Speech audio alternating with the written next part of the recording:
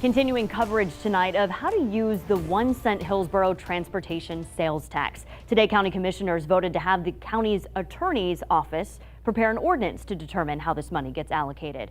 The vote was 4-3. People from all over the county showed up to voice their opinion about the possibility of restoring the allocation percentages that were outlined in the referendum last fall. That's because the county administrator recommended using the money to fund projects that were already budgeted but are eligible for money generated by that sales tax.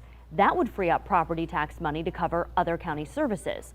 Some say that's robbing Peter to pay Paul.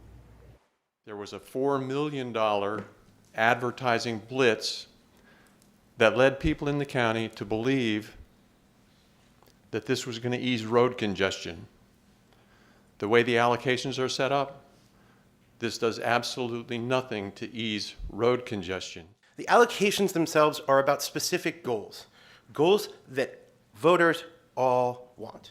Safety, bike walk, yes, relieving congestion, because this isn't the era of rotary telephones where making every road wider is the way to do it. Technology, better intersections, and management are ways to reduce congestion.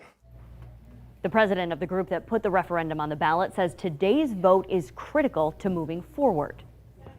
The most important thing that we can do is get the percentages back in place, because that's what prevents that type of sneaky behavior going forward. I actually agree unusually with one woman who spoke in opposition to the tax when she said we shouldn't be moving money from that $807 million that was promised. I completely agree with that. I think we need to honor the past promises to voters, and I think we also need to honor the will of the voters in putting those percentages back in by ordinance.